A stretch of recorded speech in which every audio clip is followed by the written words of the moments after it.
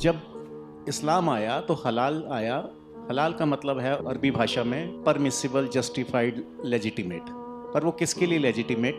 सूअर का मांस लेजिटिमेट है मेरे लिए, तो क्या मैं हलाल सूअर की दुकान खोल लूँ? मेरे लिए तो लेजिटिमेट है ना, उनके लिए नहीं है। 5 देश ऐसे हैं जिन्होंने मिल के हलाल सर्टिफिकेशन का बिजनेस शुरू किया। Malaysia, Jordan, Turkey, Pakistan and India. India में कांग्रेस वर्ड ज़्यादा यूज़ किया जाए तो अच्छा है। जैसे मेरे चाचा की लड़की मेरी बहन है, उनकी नहीं है, तो ये रिश्ता उनके लिए हलाल हो सकता है, मेरे लिए हराम है। जिन्ना साहब भी यही कहते थे, वी आर टू सिविलाइजेशंस, हम इकट्ठे नहीं रह सकते। वर्ल्ड ओवर इसकी इकोनॉमी अगर गूगल में देखा जाए तो $3 ट्रिलियन है। कुरान खोल के पढ़ेंगे 5वें चैप्टर में, आप पहली ही 4-5 आयतों में मिल जाएगा कि तुम्हें ये वाले जानवर काट सकते हो, ये खा सकते हो, कि उसकी ज्यूगुलर वेन काटोगे खून निकलेगा। वो तड़प रहा है जानवर और ये बोल रहे हैं ला इलाहा इल्लल्लाह मुहम्मदुर रसूलुल्लाह।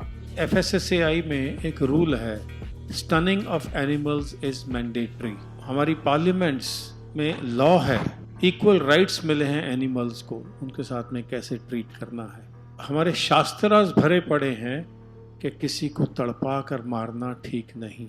जो इसको अच्छा कहते हैं वो कुछ भी हो सकते हैं, हिंदू तो नहीं हो सकते। पिछले 1000 साल से हमारे देश में केवल 2 जातियां हैं, एक मोमिन की और एक काफिर की।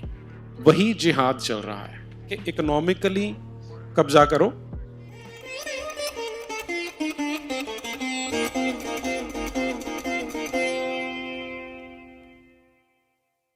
My name is Sonia Sucheta Sood, and on behalf of Group Chetna, Dharm Kalyan Foundation and Sangam Talks, I welcome you all in today's informative and thought-provoking program on a hot and sizzling topic, Demise of Jhatka, Rise of Halal. So we feel extremely honored to have such a distinguished panel amongst us to discuss this social, economic, and religious issue that seems to need urgent public attention. शायद दिमाग की बत्ती खुल जाएगी सुनने के बाद. So when I was talking to people on the subject, many said, हमें क्या करना है आके, हम तो vegetarian लोग हैं. Of course, I'm a vegetarian too. And of course, the word halal or jhatka is mainly associated with the way an animal is slaughtered for meat. Halal, the Islamic way, and jhatka, the non-Islamic way. But in today's modern world, the concept of halal has expanded beyond individual actions and dietary restrictions to become a global industry. Whether you are a vegetarian, non-vegetarian, or a vegan, halal has become a force to be reckoned with. Its scope goes beyond the food items to non-food items like pharmaceuticals, cosmetics, etc., etc. मैंने तो सुना है कि केरला में हलाल flats भी हैं, कल को हमारे ऊपर भी छापा लग जाएगा.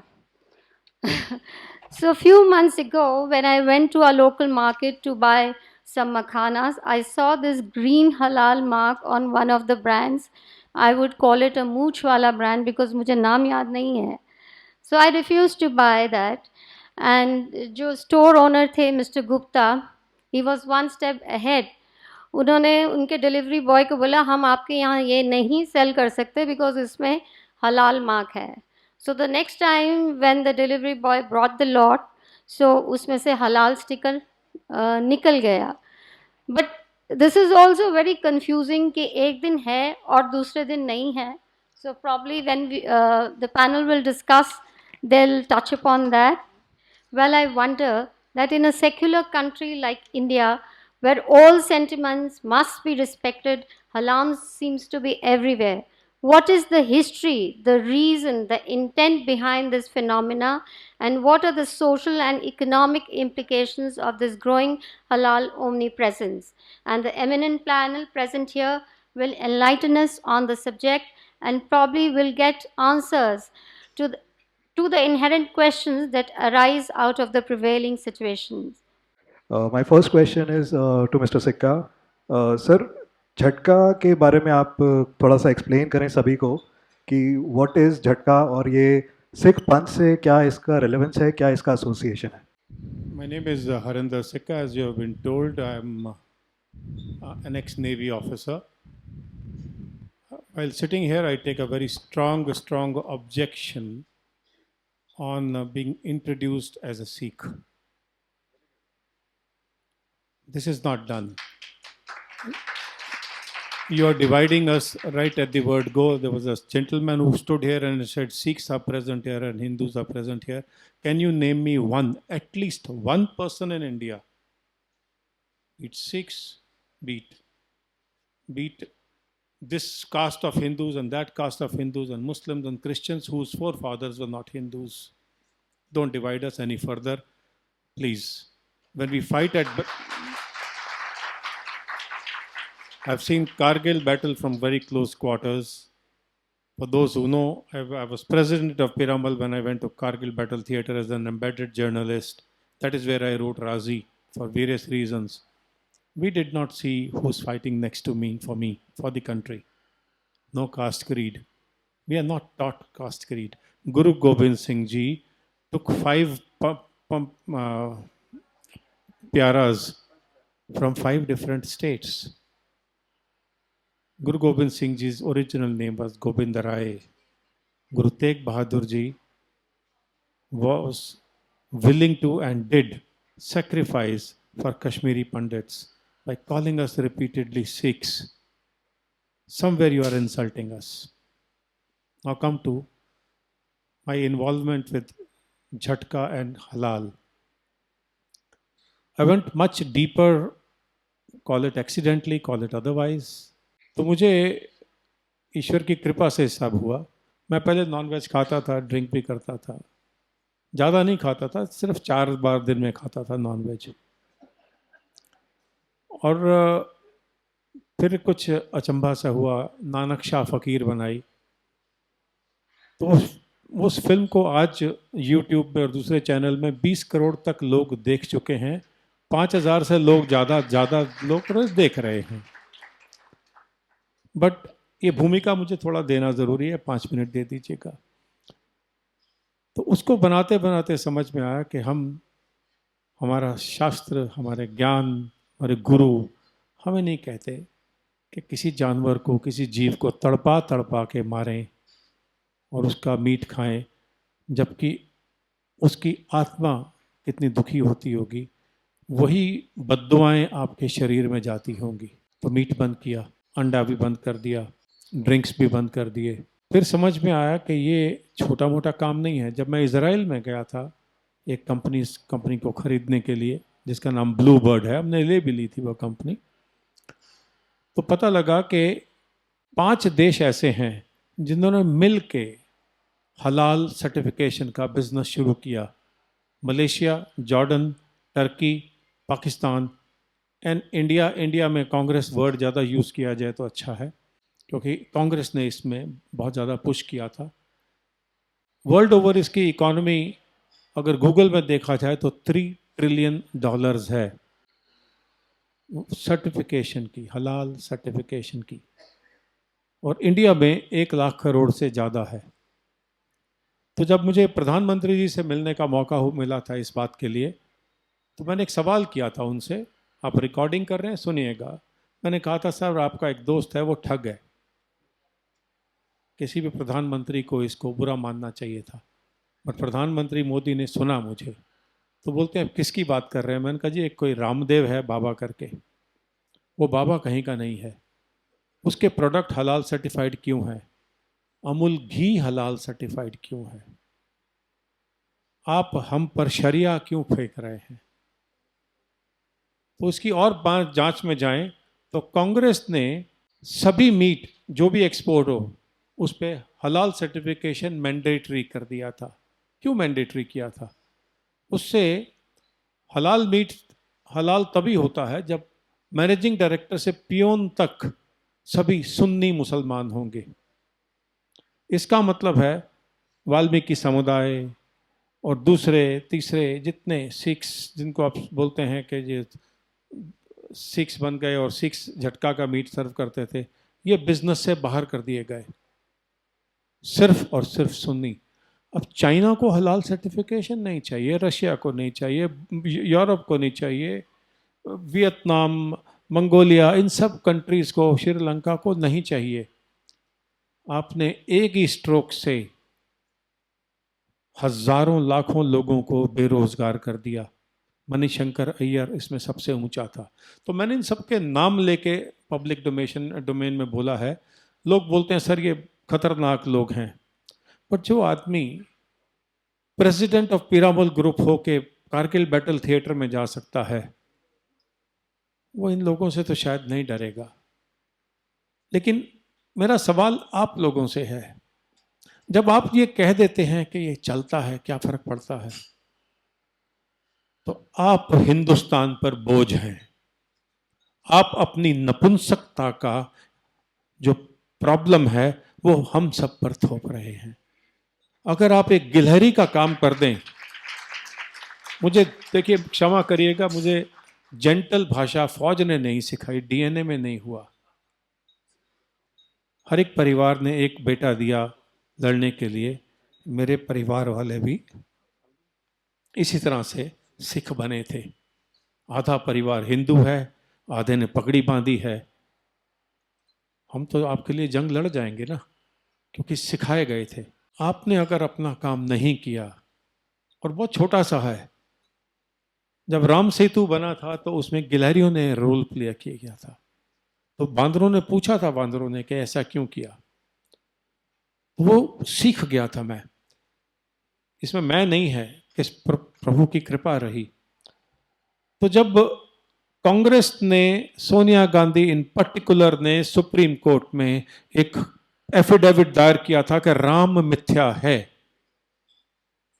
तो हिंदू छोड़िए जो पगड़ी धार के सिख कहलाते हैं, उंगली नहीं उठाई थी। क्योंकि गुरु ग्रंथ साहब में राम के लिए, भगवान राम के लिए, कृष्ण के लिए, पार्वती के लिए, गणेश के लिए बहुत कुछ लिखा है। तो अगर राम का अर्थ कुछ और है तो गुरु ग्रंथ साहब गलत हैं। हमें बांटा जा रहा है। तो इसका एक उदाहरण मुझसे करवा दिया गया किसी ने। केजी बालाकृष्णन उपाध्याय जी जानते होंगे, चीफ जस्टिस थे। उनके पास में एक केस गया था, वो उस पर बैठे थे। तो मेरे एक दोस्त हैं justice Vikramjit Sen, supreme court में रिटायर हुए, लेकिन उस वक्त हाई कोर्ट में थे। उनकी बेटी का शादी था उनके घर पर। मेरे साथ गोल्फ खेलते रहे हैं जब वो लॉयर थे, यू नो। तो उनके घर पे मैंने मालती उनकी वाइफ को बोला मुझे इनके साथ में इंट्रोड्यूस कराइए। तो कराया। तो मुझे बोलते हैं थोड़ा धीरे बोलना, तुम्हें जो भी बोलना है तुम खतरनाक बोल दोगे। तो मैंने केजी बालाकृष्णन जी से हिंदी में बोला था। जब तक उसको समझ में आया मैं निकल गया था, क्योंकि कंटेम्प्ट नोटिस हो जाता मुझ पर। मैंने कहा साहब, जो आप कर रहे हैं, जिस मुद्दे पर आप बैठे हैं, मैं उसमें इम्प्लीड हुआ हूं। आपको चिट्ठी लिखी है, आप उसका चिट्ठी का संज्ञान नहीं ले रहे। अगर, और मुझे इस बात का प्रूफ दे सकता हूं कि वो राम सेतु है, क्योंकि जब वहां से हम शिप लेके जाते थे तो वहां शिप उछलते हैं, और जो कीटाणु एक शील्ड बन के वहां पर पर्दा बना देते हैं इस सदर्न कोस्ट में, अगर वो टूट गया तो सुनामी आती रहेंगी हर दूसरे दिन सदर्न कोस्ट में।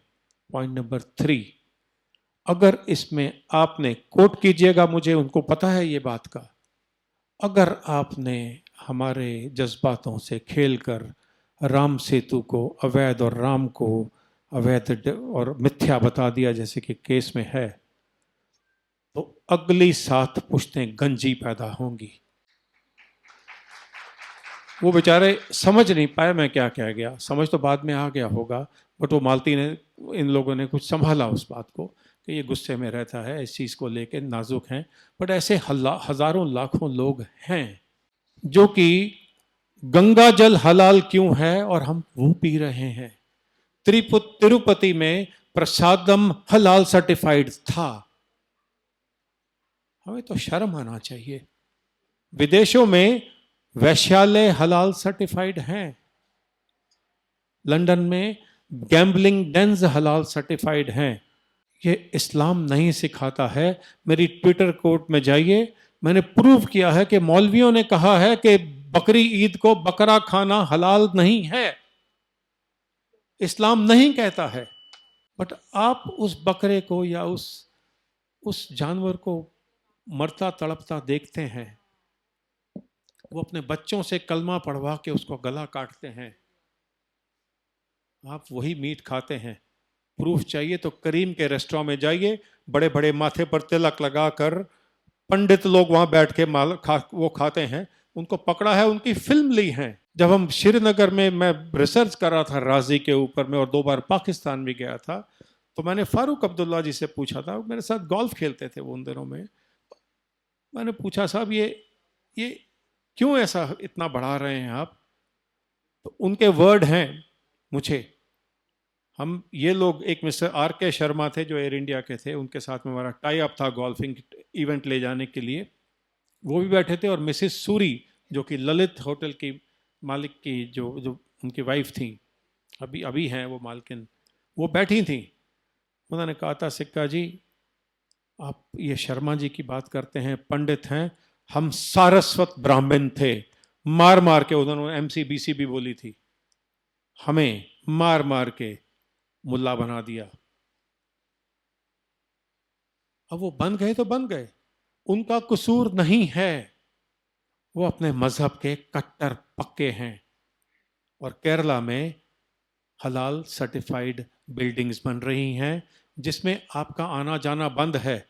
तो सुप्रीम कोर्ट से हाल ही में, अभी कल की बात है, मुझे मेरी बड़ी बहन है जो कि रिटायर हुई सुप्रीम कोर्ट से, जस्टिस हीमा कोहली, छोटी बहन, तो मैंने एक सवाल किया था कि साहब, एक उनसे नहीं, चीफ जस्टिस से नहीं, किसी से जो कि मैसेज पहुंच जाएगा कि तीस्ता सीतलवाद को रात को 12 बजे बेल दे देगी थे, ये क्या सभी के लिए होगा? इस देश में 2 कानून क्यों हैं? एक शरिया जो सब पर लागू हो रहा है, उसकी वजह बहुत छोटी सी है। मेरा लास्ट सेंटेंस है, मैंने समय ज्यादा ले लिया, माफी चाहूंगा।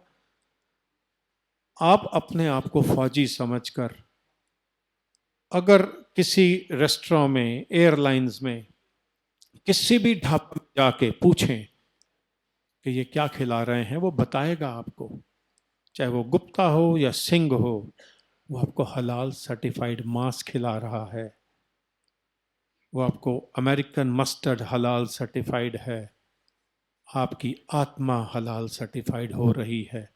आज भी जाग जाइए, आज भी अपने बच्चों को सिखाइए कि अगर आपके ऊपर में गुरु गोबिंद सिंह जी का वो शब्द याद है, दे शिवावर मोहे अह शुभ कर्मंते कभू ना टरो, तो अपने आप में जोश लेके आइए, लड़ जाइए, बट मेरी मिट्टी को नहीं बेचने दीजिए। जय हिंद। Coming back to the next question, sir मेरा क्वेश्चन अब है रवि रंजन जी से। थोड़ा हम लोग अगर हम इस प्रोसेस के ऊपर बात कर लें थोड़ा सा, कि झटका क्या रहता है और हलाल क्या होता है। सो पहले तो आई वुड रिक्वेस्ट यू कि आप थोड़ा सा बताएं कि झटका प्रोसेस क्या है एज अ प्रोसेस, और हलाल एज अ प्रोसेस क्या है, और दोनों का प्रेजेंट डे स्टेटस क्या है, खासतौर पे झटका, because we are saying the demise of झटका, तो why are we saying that there is a demise of झटका? पहले टॉपिक से पहले मैं, क्योंकि जो सिक्का साहब ने जहाँ बात छोड़ी है, मैं I try to pick the thread.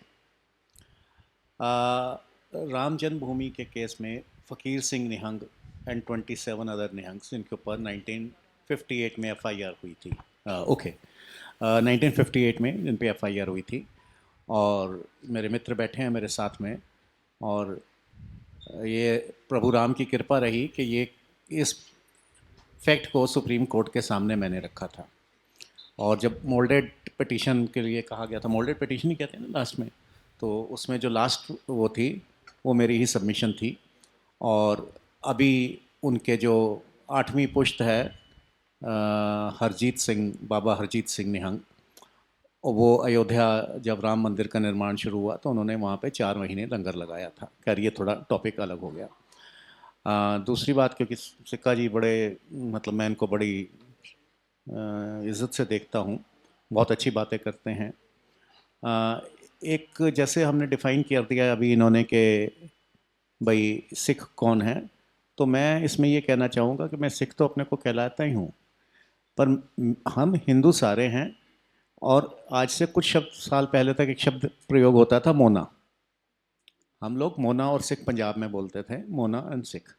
वो मोना शब्द कैसे लुप्त हो गया ये नहीं पता, और किसी को शायद ये भी नहीं पता मोना शब्द आया कहाँ से। जिस वक्त अत्याचार हो रहा था तो एक फ़ौज खड़ी हुई, जैसे आप फ़ौज में हैं, मगर आर्मी को भी पीछे एक सिविल सपोर्ट चाहिए जो सामने नहीं आती। सब हम कारगिल पे 100 करोड़ आदमी नहीं जाएंगे, तो जो पीछे चुपचाप से सपोर्ट कर रहे थे मौन रूप से, वो मोने हुए। सो ये मेरा कहने का मतलब है, आप हिंदू इसलिए हैं क्योंकि मैं सिख हूँ, और मैं सिख इसलिए हूँ क्योंकि आप मोने हैं। सिंपली मैं इसको ऐसे I'll put it this way, I am French because I am European and I am European because I am French। तो इस चीज़ों को हम मिक्स नहीं कर सकते, और ये चीज़ है। अब हम इस पे आए तो बड़ी अच्छी बात है। इसमें मुझे हर्ष भी हो रहा है आने पे और दुख भी हो रहा है, क्योंकि इस टॉपिक को लेके मैं दुखी हूँ, और हो सकता है बहुत जल्द हमारा एक और सेमिनार हो जिसमें होगा revival of jhatka, how jhatka survived and thrived. So I am waiting for the day जिस दिन हमारी ये होगी। अब हलाल की जहाँ तक बात है, बहुत क्योंकि समय का भी अभाव है, हम कुछ विलंब भी है यहाँ पे। हलाल, सबसे पहले हम ये समझ लें कि हलाल है क्या, उसकी फिलॉसफी ऑफ हलाल क्या है, कहाँ से आया हलाल। हलाल is carbon copy of kosher, वही प्रोसेस है। परंतु मेरे को कोशर से कोई प्रॉब्लम नहीं है, मैं यहूदियों का बड़ा सपोर्टर हूँ। वो इसलिए नहीं है कि वो मेरे ऊपर नहीं लाद रहा। जब तक वो मेरे ऊपर नहीं लाद रहा, वो कोशर खाए या जो खाए, उससे मुझे कोई चिंता नहीं है। अब हलाल, जब इस्लाम आया तो हलाल आया। हलाल का मतलब है अरबी भाषा में परमिसिबल, जस्टिफाइड, लेजिटिमेट। बहुत अच्छा शब्द है लेजिटिमेट, लुभावना शब्द है।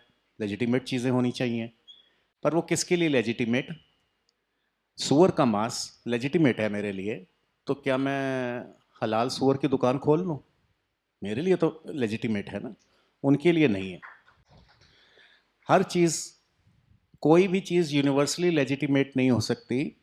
भारत में शराब बिक रही है, टैक्स दे रहे हैं, बॉर्डर पार होते ही पाकिस्तान शुरू हो जाता है, इस्लामिक रिपब्लिक, वहाँ पे नहीं बिक रही, लीगली नहीं बिक रही। वैसे तो भारत से ज़्यादा वहाँ पे पी जाती है, बहुत शौकीन लोग हैं। अब ये जो उनका मेरे ऊपर नहीं होता, जैसे अभी मेरी मैडम से बात हो रही थी कि हमारे यहाँ प्रथा है कि चाचा की लड़की या सेकंड कज़न तक, थर्ड कज़न तक को हम बहन मानते हैं, राखी बांधती हैं, या राह चलती भी हम किसी को मदद कर देते हैं, कह देती है, वो फट कहती है भाई, और राखी भी बांध देती है। और मेरे को इतनी भारत की बहनें राखी नहीं बांधती जितनी पाकिस्तान से आए हुए हिंदू लड़कियां राखी बांधती हैं। और पहली बार जब मैं उनको मिला था, मजनू का टीला गुरुद्वारा कैंप में गया था, तो वो मेरे को देख के डर गई थी, मेरी दाढ़ी देख के, कि वो ये मौलवी आ गया तो हमें ले जाएगा उठा के। छोटी बच्चियां थी, अब तो बहुत बड़ी हो गई हैं। तो मैं हंस पड़ा, मैंने कहा भाई बाहर निकल आओ, ये चारपाई जो, अगर मैं कराची से यहाँ तक आ जाऊँगा तो चारपाई से नहीं खींच सकता आपको। आप आके बैठो, और उतने ही डट के बैठो जितने अपने बाप के सामने बैठती हो, ठीक, बी कंफर्टेबल। अब ये हलाल शब्द पे वापस आते हुए, ये इसका अर्थ होता है लेजिटिमेट, बड़ा लुभावना शब्द है, मगर वो उनका हलाल मेरा नहीं है, क्योंकि जैसे मेरे चाचा की लड़की मेरी बहन है, उनकी नहीं है। तो ये रिश्ता उनके लिए हलाल हो सकता है, मेरे लिए हराम है। तो मेरा हलाल और उनका हलाल, मेरा हराम और उनका हराम। और जिन्ना साहब भी यही कहते थे, वी आर टू सिविलाइजेशंस, हम इकट्ठे नहीं रह सकते। तो वो अलग हो गए। खैर यहाँ पूरे नहीं अलग हुए, वो आधा पार्टीशन हुआ, आधा शायद बाकी है, वो अलग बात है। अब इसके प्रोसेस की बात करें तो आज क्योंकि हर चीज़ पे है और लोग कह रहे हैं जी ये इस पे भी आ गया, इस पे भी आ गया, आ तो 1400 साल पहले ही गया था, हमें जानकारी नहीं थी। और इसका जो रुद्र रूप आया वो फर्स्ट वर्ल्ड वॉर के बाद आया, और सेकेंड वर्ल्ड वॉर के बाद आया स्पेशली, क्योंकि जो कॉलोनीज थी यहाँ की, जो गुलाम थे, वो अपने मास्टर्स के कंट्री में जाने लगे, and they were no more master and slaves, at least technically. हालांकि वो नफरत की नज़र से देखते थे, तो लंदन में इधर उधर हर जगह गेटोस बने और उन्होंने वहाँ पे कहा जी हमें हलाल नहीं मिलता, हमारी 3% पॉपुलेशन हो गई है, यहाँ पे 2% हो गई है। और वहाँ से एक शुरू हुआ परंपरा, हलाल सर्टिफाइड जोन्स बने, ये बना और आज वो भारत में आ रहा है। तो जैसे आपने बताया कि इवन हलाल सर्टिफाइड प्रोस्टिट्यूशन है, अब जब यहाँ तक बात आ गई तो फिर उसके बाद हम इस पे हैरानगी ना रखें कि हलाल सर्टिफाइड चिप्स कैसे हो गए और आलू कैसे हो गए। और अब जो झटका है वो जवाब है हलाल मीट का, टोटल जवाब नहीं है, टोटल जवाब हमारा और है, वो भी करेंगे। तो ये जो झटके की बात है, इसके पहले तो हमको ये समझना है कि जैसे जब जानवर तड़पता है तो उसमें कई तरह के केमिकल सिक्रित होते हैं, वो मेरी सेहत को, स्वास्थ्य को नुकसान करते हैं, वो मेरी स्वास्थ्य के लिए अच्छा नहीं है। और दूसरी बात है कि ये मूछ का सवाल है। So before that just to explain कि मतलब हो सकता है ज़्यादातर लोग क्योंकि वेजिटेरियन है तो उनको समझ नहीं आएगा, हाँ। तो जस्ट टू एक्सप्लेन कि झटके में होता कैसे है, जी स्लॉटर और हलाल में कैसे। जी मूछ का सवाल है। अगर मेरे को नहीं खाना तो नहीं खाना, मैं इस बात में विश्वास रखता हूँ कि कोई आके अगर दूर से कहता है कि मैंने चावल रखे हुए हैं या चाय है, फू फू फू तो एक ख़राब हो गई, नहीं मैं नहीं मानता, पर मैं तेरे को करने क्यों दूँ। सो जो तुम कलमा पढ़ते हो उससे कोई फ़र्क नहीं पड़ता, पर मैं क्यों पढ़ने दूँ, एक चीज़। और दूसरी चीज़ ये है कि जो आप बता रहे थे प्रोसेस में जो फ़र्क है, झटका मीन्स सिंगल स्ट्रोक। हमारे को जितने अनुभव होते हैं, वो पीड़ा होती है, ये सब हमारे को ब्रेन से सिग्नल जाता है। अगर मैं किसी गर्म चीज़ पे हाथ लगा दूँ, मेरे एक चैनल है इसी के ऊपर, क्रूसेड झटका, उसमें इस चीज़ को मैंने बड़ी अच्छी तरह, अगर ये यहाँ पे करंट आ जाता है तो मेरी इस उंगली को नहीं पता कि क्या करना है, उसके पास कोई मैकेनिज्म नहीं है अपने को डिफेंड करने का, ये सिर्फ मैसेज सिग्नल भेजती है ऊपर, ये सिग्नल ऊपर भेजती है और वो सिग्नल मेरे को बताता है कि आप हाथ पीछे कर लो। इसी से हमारी सारी क्रियाएं होती हैं, चाहे वो चलना हो, उठना हो, बैठना हो, बोलना हो, सारे सिग्नल्स ब्रेन से आते हैं। कब मेरे को प्यार से बात करनी है, कब गुस्से से बात करनी है, सब सिग्नल्स होते हैं। झटके का अर्थ ये होता है कि पीछे से जब हम मारते हैं, सिंगल स्ट्रोक करते हैं, तो the communication between brain and body is finished. तो ब्रेन के पास सिग्नल ही नहीं जाता, जब सिग्नल नहीं जाता तो वो कोई आगे से रिस्पॉन्स नहीं करता, और वो कट के अलग हो गया तो कोई रिस्पॉन्स ही नहीं। वेयर एज जब हलाल होता है, ये मैं मीट की बात करूं, बाकी चीज़ों पे भी हम आएंगे कि बाकी हलाल चिप्स हलाल कैसे हैं। ये जगलर वेन पहले काटी जाती है और साथ में कलमा पढ़ा जाता है, जितना समय वो कलमा पढ़ा जाता है उतना समय उसकी वो, all that time animal is alive, और वो उस पीड़ा को अनुभव कर रहा है। और ये करने का कारण ही ये है कि उसको जतलाया जा रहा है कि इस समय तुम मेरी कस्टडी में हो, मैं जो चाहूँ तेरे साथ कर सकता हूँ, and you have to realise that. तो ये जो रियलाइजेशन है, इट्स जस्ट लाइक मुझे 20 लोग पकड़ लें, मैं कुछ नहीं कर सकता, पर मेरा ध्यान यही रहेगा किसी तरह मेरा गन तक हाथ पहुँच जाए, पर मेरा जा नहीं पा रहा, वो मेरे को मौका नहीं दे रहे। सो वो जानवर की भी वो स्थिति है, वो जो उसमें टॉक्सिक्स निकल रहे हैं वो उसके ब्लड में जा रहे हैं और वो बाद में हलाल से आते हैं। और ये प्रोपोगंडा वॉर में हमें समझा दिया गया, हमारे ही हिंदू भाई कहते हैं यार ये बड़ा टेस्टी होता है, बड़ा हेल्थी होता है। सर इस पे आएंगे अभी, next I have specific question on that. हाँ जी। हलाल एज अ कॉन्सेप्ट एक इस्लामिक कॉन्सेप्ट है, that is what we understand. तो आप अगर थोड़ा सा जिस तरह से आप नॉर्मली समझाते हैं सबको, अगर हम ऑडियंस को समझा सकें कि जो इस्लामिक पर्सपेक्टिव है इसका और इस्लाम में इसकी क्या इंपॉर्टेंस है, कितना वो लोग इसको मैंडेट समझते हैं अपने लिए, तो वो थोड़ा सा आपसे एक्सप्लेन करना चाहेंगे। और अगर कुरान का कुछ इसमें रेफरेंसेस हैं तो कुरान या फिर हदीस। जी,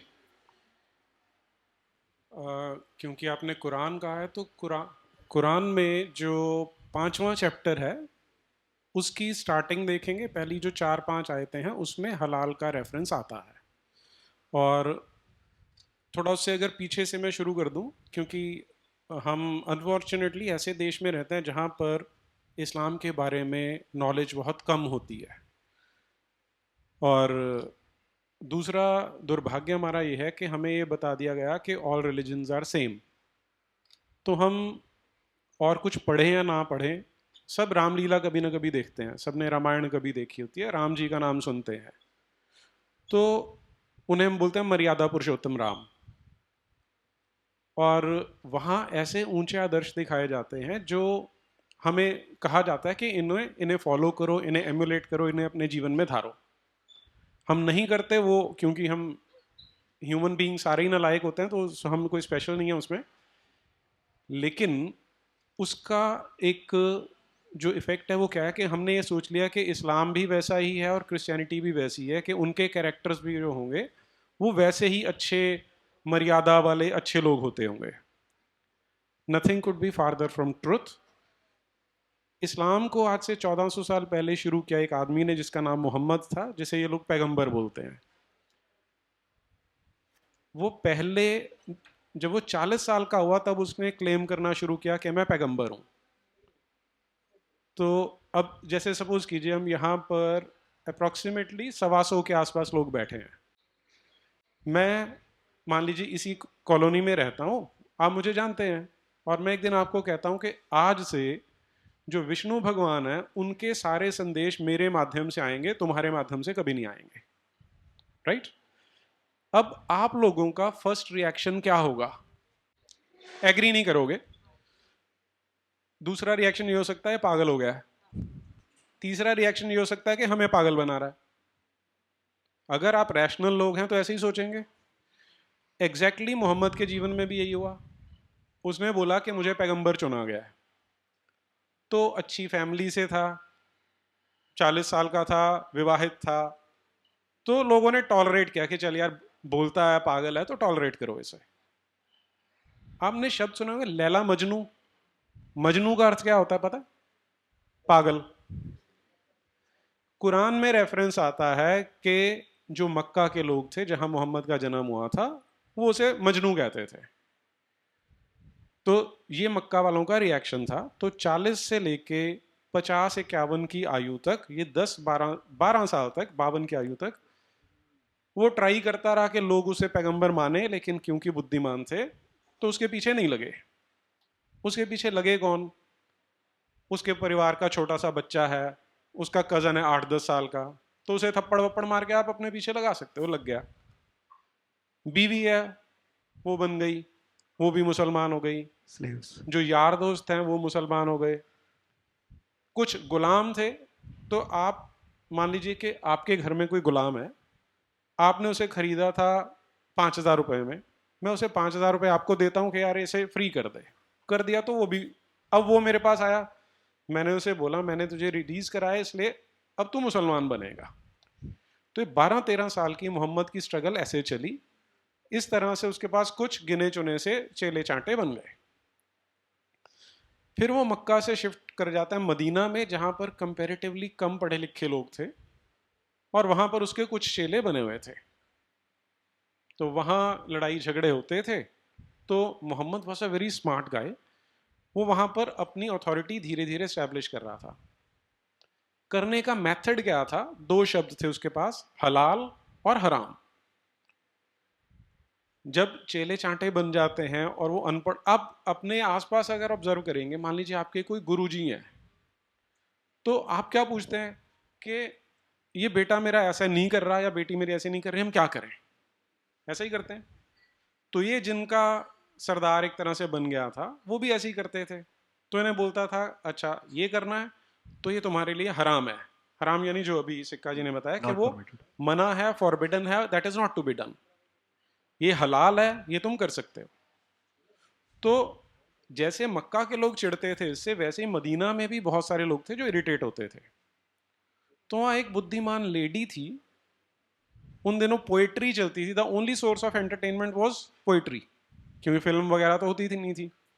उसने एक पोएम बनाई छोटी सी, जिसमें उसने बोला कि ये मदीना के लोग बावरे हो गए हैं, पागल हो गए हैं, गद्दार हो गए हैं, कि एक आदमी जो बाहर से आया है, जो हर बात पे हलाल और हराम करता है, उसके पीछे लगे हुए हैं। तो अब मोहम्मद साहब तो बड़े अच्छे थे, बड़े टॉलरेंट थे, बहुत अच्छे व्यक्ति थे। तो उन्होंने अपने चेलों को बोला कि कौन है जो मुझे इस औरत से निजात दिलाएगा। और उस रात उस लेडी का एक मुसलमान ने जाके मर्डर कर दिया। तो this is just to give you a glimpse के किस तरह का व्यक्ति था और उसने किस तरह का मजहब शुरू किया था, और हलाल और हराम की कॉन्सेप्ट वहां से शुरू होती है। कुरान में 5वें चैप्टर में स्टार्टिंग के जो 4-5 वर्सेस हैं वो बताती हैं कि आपको क्या करना है, क्या चीजें आपके लिए हलाल हैं। अब हमारे देश में, अच्छा एक और चीज बता दूं, अनफॉर्चुनेटली हम अकेला ऐसा देश है जिसकी जितनी भी यूनिवर्सिटीज हैं उनमें सारे डिपार्टमेंट्स हैं, लेकिन डिपार्टमेंट ऑफ रिलीजन एक भी यूनिवर्सिटी में नहीं है। बाकी किसी भी देश में चले जाएं, जितनी रिस्पेक्टेबल यूनिवर्सिटीज हैं उनमें आपको डिपार्टमेंट ऑफ रिलीजन मिलेगा। ये एक बहुत बड़ा कारण है कि हम लोग बिल्कुल अनजान हैं इन चीजों के बारे में। इसलिए आज जो रवि जी ने बोला ना कि मुझे बड़ा दुख हो रहा है कि डेथ ऑफ झटका की बात हो रही है, होना तो ये चाहिए था कि हम सबको ऑलरेडी पता होता, पर नहीं पता, इसलिए मुझ जैसों को आके बताना पड़ रहा है। हमें कैसे उल्लू बनाया जाता है। कोई आएगा बोलेगा जी इस्लाम में तो नॉनवेज खाना ही मना है, तो अगर उसने बकरा दाढ़ी और जालीदार टोपी पहनी है तो सब मान लेंगे भाई ये बोल रहा है तो ठीक ही बोल रहा होगा, हम मान लेते हैं उसे। वो बोलेगा गाय काटना हमें नहीं सिखाया, हम नहीं काटते जी, ये तो कुछ भटके हुए लोग हैं ऐसा करते हैं। ये सब आपको हर रोज इंडस्ट्रियल लेवल पे झूठ बताया जाता है। कुरान खोल के पढ़ेंगे 5वें चैप्टर में, आप पहली ही 4-5 आयतों में मिल जाएगा कि तुम्हें ये वाले जानवर काट सकते हो, ये खा सकते हो। और वहीं पे आ जाता है कि तुमने जो अभी रवि जी प्रोसीजर बता रहे थे कि उसकी ज्यूगुलर वेन काटोगे खून निकलेगा, वो तड़प रहा है जानवर और ये बोल रहे हैं ला इलाहा इल्लल्लाह मुहम्मद रसूल अल्लाह। ये स्टेटमेंट अपने आप में हमारे लिए बड़ी रिपल्सिव होनी चाहिए। आजकल बात होती है हेट स्पीच की कि हेट स्पीच हो गया, हेट स्पीच हो गया। वो हर रोज 5 बार बोलते हैं ला इलाहा इल्लल्लाह। क्या मतलब है इसका? कि अल्लाह के अलावा किसी और की इबादत नहीं करनी। तो राम की नहीं करनी, कृष्ण की नहीं करनी, देवी की नहीं करनी, किसी की करनी। वो रोज 5 बार आपको बोल रहे हैं, हमें बोल रहे हैं, पर हम क्या बोल रहे हैं? चलता है। ये जब हम हलाल और झटका की बात कर रहे हैं, मेरा बचपन पंजाब में बीता है और मैं कभी सोच नहीं सकता था कि कोई सिख, क्षमा कीजिए सिक्का जी, जो आपने वो डिफरेंस बोला मैं उस पर भी आऊंगा, कि कभी कोई सिख हलाल मीट खा सकता है। कभी मैं सोच ही नहीं सकता था आज से 25 साल पहले जब मैं चंडीगढ़ में रहता था। लेकिन अब वो हो रहा है क्योंकि उन्होंने इतने बड़े लेवल पे ब्रेन वॉशिंग की है कि हम सारे के सारे उसमें फंसे हुए हैं। तो ये आंसर था आपके क्वेश्चन का हिमांशु जी के कुरान में इसका रेफरेंस आता है जी। Thank you sir. Sir next question, एक बार फिर मैं सिक्का जी की तरफ जाऊंगा। सर इसमें थोड़ा पेन के ऊपर बात हो गई थी, but I think Ravi Ranjan ji ने पहले ही बता दिया कि झटका जो है वो क्योंकि आपका वो कनेक्शन ही कट जाता है तो पेनलेस एक तरह से प्रोसेस है। सो नेक्स्ट क्वेश्चन मेरा बेसिकली ये है कि सर कुछ लोगों का मानना होता है कि हलाल मीट जो है वो हेल्थ के लिए बेटर होता है, तो इस पे अगर आप थोड़ा सा शेयर कर सकें कि क्या झटका मीट बेटर है या उसमें कुछ क्लॉट्स के बारे में लोग बोलते हैं, या हलाल मीट बेटर है? सिर्फ मीट तक अगर रिस्ट्रिक्ट रखेंगे, will discuss the other aspects later on. आप किसी 5 स्टार होटल में जाइए और अच्छी सी दाल रोटी खा लीजिए, अच्छे से अच्छे डिशेस मंगा के, और घर में जाइए और माँ के हाथ का बना खाना खाइए, तो घर का खाना आपको 5 स्टार से अच्छा लगेगा। आप हलाल का जो प्रोडक्ट खाते हैं वो जानवर आपको दुआएं तो नहीं दे रहा है तड़प तड़प के, वो बद्दुआएं दे रहा है। आप उस बद्दुआओं को पहले डाइजेस्ट कर रहे हो, वो आपके लिए भला कैसे होगा? FSSAI में एक रूल है, stunning of animals is mandatory. हमारी पार्लियामेंट्स में लॉ है, शायद आर्टिकल 15 है, इक्वल राइट्स मिले हैं एनिमल्स को, उनके साथ में कैसे ट्रीट करना है। और हमारे शास्त्रास भरे पड़े हैं कि किसी को तड़पा कर मारना ठीक नहीं। अगर हमें इससे समझ नहीं आता है कि धर्म क्या सिखाता है, वो धर्म जो सनातन पर बना, या वो सनातन जो धर्म पर बना, आप जिस मर्जी से समझ लीजिए, कि मुझे आपकी बद्दुआ लेके मैं जन्नत में या महलों में नहीं पहुंच सकता, स्वर्ग में नहीं पहुंच सकता, तो वो हलाल आपके लिए मेरे लिए अच्छा कैसे हो सकता है? झटका को अभी थोड़ी देर पीछे हटा दीजिए। आप सिर्फ इतना सोचिए, एक जानवर को तड़पाते तड़पाते मारना, ये उनके लिए जायज हो सकता है, मेरे लिए हराम है। हिंदुओं के लिए, वाल्मीकि समुदाय भी हिंदू हुए, उनके लिए, जो उन्होंने हिंदुओं से सिख बने देश के लिए, उनके लिए, फौज के लिए ये हराम है। अगर ये मेरा धर्म बोलता है तो वो सब कुछ बोल गया। लेकिन इसकी साइंटिफिक ये है कि वो आप किसी को भी तड़पा के मारिए। देखिए, एक गरीब आदमी की हाय ले लेना सबसे बड़ी गुनाह है। आप गरीब जानवर की हाय लेते हैं और एक तरफ आप देखते हैं कि आपने किसी जानवर की मदद की, वो आपके दरवाजे पर आके बैठ के आपके प्यार से बात करना शुरू कर देता है। आप उसको काट देंगे, वो ज़िंदगी में कभी आप बच गया तो ज़िंदगी में आपकी शक्ल नहीं देखेगा। बड़े सिंपल से लॉजिक हैं। साइंस तो अब बनी है, बट सुश्रुता ने तो जो जो फिंगर प्रिंटिंग आर्टिफिशियल, वो तो 3000 साल पहले कर दी थी। कि जो जो जो प्लास्टिक सर्जरी क्या है, वो की कैसे जा सकती है, वो तो बहुत साल पहले किया था। तुलसीदास जी ने हनुमान चालीसा में लिखा है कि धरती से सूर्य तक की डिस्टेंस कितनी है, योजनाओं में लिखा है। हमने क्यों उन किताबों को बाहर निकाल दिया? हमने क्यों एक वहशी दरिंदे बख्तियार खिलजी के नाम पर नालंदा स्टेशन रखा हुआ है, आज भी रखा हुआ है? हमें मोदी चाहिए क्योंकि किसी को डंडा चाहिए। हम अपने आप को इसमें ना उलझाएं कि हलाल क्या है और झटका क्या है। समझ लीजिए, अपने दिल से पूछिए, आपके अंदर में आत्मा जागी है, उनसे पूछिए कि क्या किसी गरीब बच्चे को मार मार के उसका पसीना बहा के उसको, उस गरीब को फेंक करके आप स्वर्ग में जा सकते हैं? किसी जानवर को मार के, गाय को हम माँ कहते हैं, गौ माँ, उसको गला काट के और हम टॉलरेट करते हैं। और हमसे पूछते हैं आप हलाल अच्छा है? जो इसको अच्छा कहते हैं वो कुछ भी हो सकते हैं, हिंदू तो नहीं हो सकते। Right sir.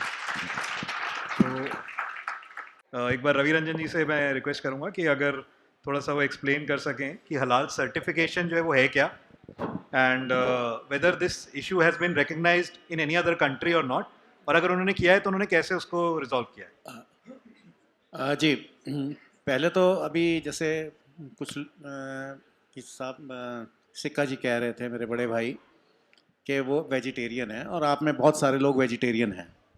आप वेजिटेरियन ज़रूर होंगे मगर हलालेटेरियन है, ये हलालेटेरियन समझ लीजिए। और मैं अपने को झटकेरियन कहता हूँ। अब जहाँ तक आपका उस प्रश्न पे आए हम, यूरोप में, डेनमार्क में, पोलैंड में एक बहुत तगड़ी, और अब ख़ास तौर पे नीदरलैंड्स में लीगली बैन तो नहीं हुआ मगर एक बड़ी अच्छी वहाँ पे लॉज आ रहे हैं इसको कंटेन करने के लिए। जैसे हमारे यहाँ से एक संस्था है एपडा, जिसमें कपिल सिब्बल जी का बड़ा रोल था, और उनकी श्रीमती जो हैं वो हलाल की बहुत बड़ी एक्सपोर्टर हैं। एपडा ही सोल्ड द बिजनेस। अच्छा, एपडा जो है agriculture produce export development authority, APEDA ने एक कॉन्स्टिट्यूशन के ऊपर अपना कानून बनाया था कि यहाँ से जो एक्सपोर्ट होगा वो केवल हलाल होगा। क्यों सिक्का जी, ऐसा ही था ना? अब जैसे इन्होंने कहा कि जापान तो मांग नहीं रहा, वियतनाम तो मांग नहीं रहा, अगर कुवैत मांग रहा है तो this is between buyer and the seller, उसने बेच देना है नहीं देना ये अलग चीज़ है। और हमने एक ब्लैंकेट लॉ कर दिया जिससे ना खाली झटका इंडस्ट्री, पूरी हिंदू इंडस्ट्री नीचे गिरी। क्योंकि जैसे हम अगर कहीं पे हम 100 रुपए का खाना खाते हैं तो उसमें आप क्या समझते हैं, आप हलाल को कितना कंट्रीब्यूट कर रहे हैं? मैं कुछ कोई अंदाज़ा दे सकता है 100 में से कितना हम कंट्रीब्यूट कर रहे हैं? मैं बताता हूँ, 100 में से 150। Yes, 150। And it is not defined mathematics, क्योंकि उसकी जो वैल्यू एडेड सर्विस है अगर हम उसको लगाते हैं, आपने 100 का मांस खाया, मीट खाया या कुछ भी खाया, अब no there different kind of certification. एक तो प्रोडक्ट सर्टिफाइड है, मैं आपकी बात पे अभी आता हूँ, और दूसरा इंस्टीट्यूशन इज सर्टिफाइड। जैसे हलाल कॉम्प्लेक्स है या हलाल कुछ भी है, जब आप उसमें से देखते हैं तो उसमें से कुछ परसेंटेज तो हलाल की फीस चली गई सर्टिफिकेट की, एक चीज़। दूसरी, अब वो फुल्ली हलाल कैसे होगा? नॉट ओनली कि उसका प्रोडक्ट हलाल है, उसमें जितने काम कर रहे हैं वो भी एक मजहब से आएंगे, मुसलमान होंगे, दैट्स नंबर 1। और वो जितनी सैलरी होगी वो उधर जाएगी। फिर कैसे होगा? एक तो आप से चिकन हो गया, अब चिकन में जो नमक पड़ रहा है या कोई सूप में चीनी पड़ रही है वो भी हलाल सर्टिफाइड होगी, तब वो उसको फुल सर्टिफिकेशन होगी, उसके जितने सोर्सेज हैं वो हलाल होंगे। अब वो जो चीनी वाला है, आप चेन को समझिए, जो चीनी वाला है वो चीनी जहाँ से आ रही है, जिस मिल से आ रही है, उसमें 100% एम्प्लॉयमेंट एक ही कम्युनिटी की होगी, ठीक है? और वो जो बोरा जहाँ से खरीद रहा है, चीनी मिल तो बोरा नहीं बनाती ना, वो बाजार से खरीद रहे हैं, वो भी हलाल सर्टिफाइड होगा जब तक वो पूरी चेन नहीं होगी। ये रेस्टोरेंट प्रोडक्ट सर्टिफाई तो हो जाएगा मगर इंस्टीट्यूशन सर्टिफाई नहीं होगा। सो दिस इज, आई मीन, पहले उस पर आपको भी थोड़ी हैरानगी लगी होगी 100 में से 150 कैसे हो गया। तो ये 100 में से 150 है वैल्यू एडेड सर्विस। दूसरी चीज़ ये है कि अभी जितने हम 3.5 ट्रिलियन यूएसडी की बात कर रहे हैं, एक्चुअली 8 ट्रिलियन यूएसडी है। स्टैटिस्टिक्स आर बीइंग प्लेड, और उससे बहुत बड़ी एक इकोनॉमी है अंडरग्राउंड इकोनॉमी, और एक रोड इकोनॉमी है, रोड साइड नाई, रोड साइड हलवाई, रोड साइड कसाई। आप भारत में चले जाइए, कितने रेस्टोरेंट्स हैं जो टैक्स दे रहे हैं। बड़े रेस्टोरेंट्स हैं, जैसे एक चेन है, मैं नाम लेता हूँ मैकडोनल्ड्स, वो सच्चे झूठे कुछ ना कुछ बिल तो काट रहा है, चाहे गलत है या ठीक है उस पर नहीं मैं जाता, मगर जो ढाबा चला रहा है, जो साइकिल पे बेच रहा है, उसकी जो टोटल रेवेन्यू पे कंट्रोल है वो इनसे बहुत ज़्यादा है, and that is not counted. तो आप समझ सकते हैं कि 100 में से 150 में क्यों कह रहा हूँ, हो सकता है 250, मेरी कैलकुलेशन गलत हो सकती है, मगर 100 में से 99 नहीं है, दिस इज बी श्योर। तो हम जब, अब मेरी कुछ मैं गलत शब्द भी शायद प्रयोग करूं, जिस समय हम एक भी चीज़ हलाल की खाते हैं तो हमने अपनी बेटी के बलात्कार की रास्ता साफ कर दिया, अपने बेटे के कत्ल का रास्ता हमने साफ कर लिया। इतने बड़े गुनाहगार हम हैं, पर हमें टेस्ट लगा हुआ है, हम उसकी एमआरपी देख लेते हैं, एक्सपायरी डेट देख लेते हैं, मगर वो नहीं देखते एक नीचे और भी स्टैंप लगी हुई है। इसको डेनमार्क ने, आपकी बात में मैं आ रहा हूँ, डेनमार्क में, पोलैंड में, और पोलैंड में मेरा कुछ इसमें आपके योगदान भी रहा उनसे बात करने में, श्रीलंका में, म्यांमार में। श्रीलंका में मोंक थीरू हैं, तो उन्होंने एक एजिटेशन शुरू करी थी कि अगर हलाल यहाँ पे काटा गया ईद पे तो मैं अपने 500 साथियों के साथ सेल्फ इमोलेशन कर लूँगा, ठीक है? सेक्रीफाइस करना पड़ता है, और वो कैबिनेट मिनिस्टर का रैंक रखते थे। जब ये हुआ तो सरकार हिली वहाँ की कि ये कैसे, मतलब सरकार चली जाएगी। तो कुछ मुस्लिम संगठन उनके पास आए, थीरू जी का यहाँ पे लेक्चर हुआ था विवेकानंद इंटरनेशनल फाउंडेशन में, और 1-2 बार और उनसे भेंट, मतलब फ़ोन पे भी बात होती रहती है। तो कुछ मुस्लिम संगठन आए कि साहब आप हमारे को कम से कम ईद में अपने लिए बकरा काटने दें, अब हम मार्केट की बात तो भूल गए, हम नहीं आएंगे। उनका जवाब था, आप कितने बकरे चाहते हो, आप बोलो कितना काटना चाहते हैं, आई विल अलाउ यू। कोई मैं उसमें दखल नहीं करूंगा, आप अपने धार्मिक पर्व मनाइए, मुझको कोई प्रॉब्लम नहीं है। श्रीलंका छोटा देश है, तो उन्होंने जो भी बोला 500,000 एक फिगर दी कि इतने चाहिए। उसने कहा आप अगर मेरे से 2,000 बकरे कह रहे हो, मैं आपको 4,000 तक कुछ नहीं कहूँगा, पर मेरी एक छोटी सी शर्त है कि इसके आधे के आधे यानी 1/4 सऊदी में झटका होना चाहिए।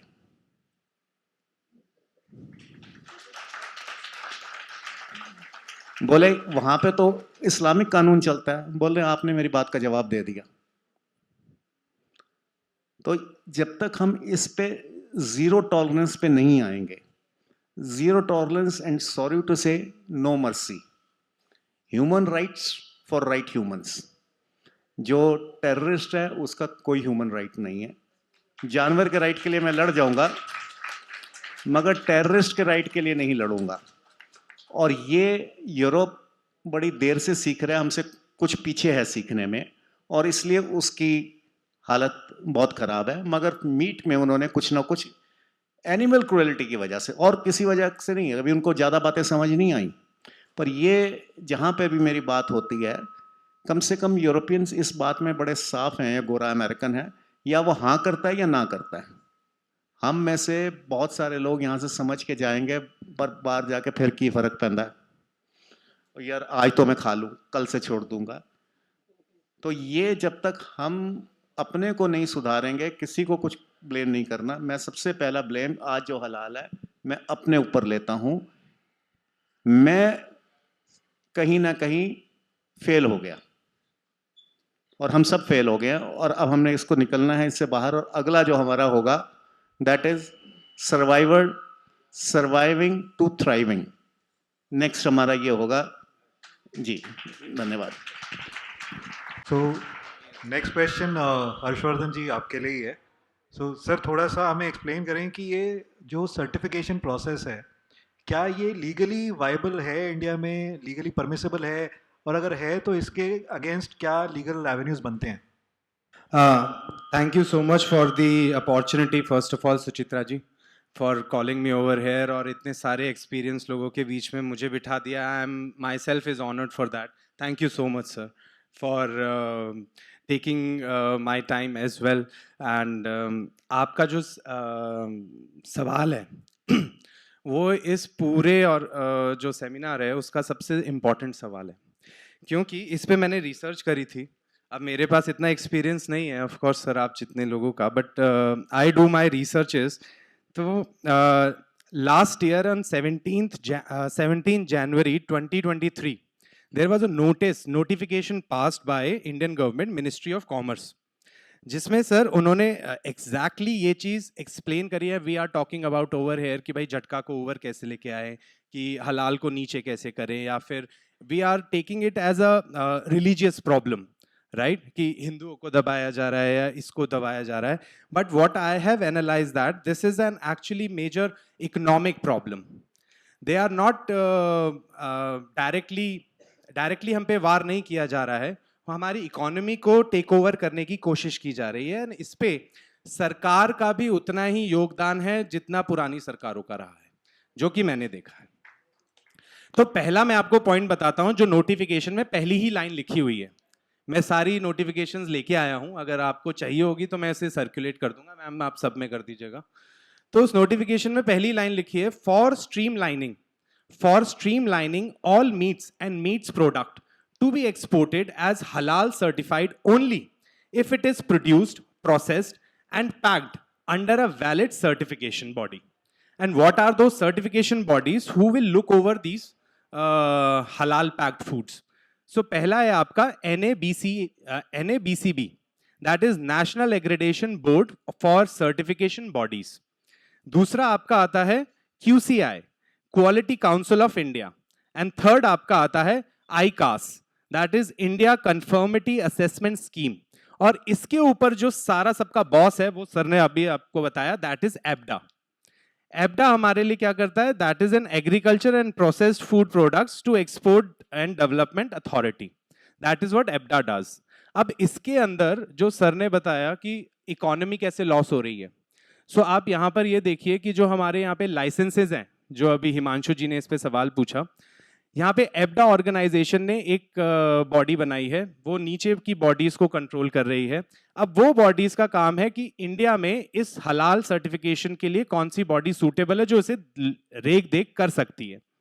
तो उसके लिए आप सरप्राइज होंगे या नहीं होंगे, but I was very surprise when I looked into that. So that body in India is Jamiat Ulema e Hind.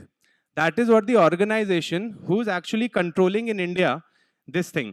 और ये चीज, अब इसमें जो सर ने कहा कि सारे एम्प्लॉइज मुस्लिम होने, सुन्नी मुस्लिम्स होने चाहिए पर्टिकुलरली, दैट इज सर्वधर्म संभव जो गांधी जी कहते हैं, उसकी डेफिनेशन में तो बिल्कुल नहीं आता है। सो ये चीज कहाँ से आती है? अब ये चीज भी हम सर्च करेंगे तो एबडा और इन सब की नोटिफिकेशंस में ऐसा कुछ नहीं है। लेकिन ये किसकी नोटिफिकेशन में? ये नोटिफिकेशन में है JAKIM। JAKIM एक ऐसी ऑर्गेनाइजेशन है जो मलेशियन सर्टिफिकेशन ऑर्गेनाइजेशन है। इसको सबसे ज्यादा एग्रेडेशन माना जाता है, इसी को सबसे ज्यादा सारे मुस्लिम्स इसी को फेवर करते हैं कि ये सबसे बेस्ट है, like a brand.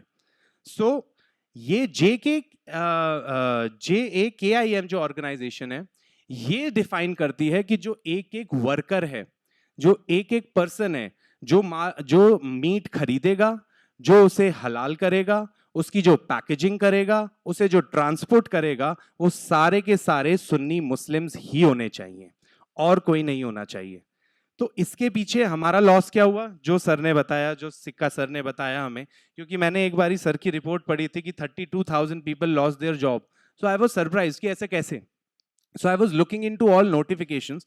So this is an indirect notification which we are following from Malaysia. और जो मलेशिया को दे रखा है वो जमाते उलेमाए हिंद को दे रखा है। और आप ये मानिए कि ये ऑर्गेनाइजेशन वो ऑर्गेनाइजेशन है जिसने अभी तक जितने भी टेररिस्ट इंडिया में अटैक हुए हैं उन सबको डिफेंड करने के पैसे ये ऑर्गेनाइजेशन दे रही है। तो डायरेक्टली इनडायरेक्टली हमारा पैसा किसको जा रहा है? इनको ही जा रहा है। यही है जमाते उलेमाए हिंद, इनको ही पैसा जाता है सरकार का ऑफिशियली, लीगली। और ये इलीगल नहीं है हलाल चलाना, ये सरकार ही चलवा रही है लीगली। अब इसके पीछे प्रॉब्लम क्या आती है कि हमारे पास कोई और नहीं है क्या? सॉल्यूशन है। हम इंडोनेशिया के एग्रेडेशन ले सकते हैं, हम और भी 2 कंट्रीज हैं उनके एग्रेडेशन ले सकते हैं, लेकिन हमने मलेशिया का ही लिया। जमाते हिंद उलेमा को ही इसका लाइसेंस एग्रेडेशन दिया।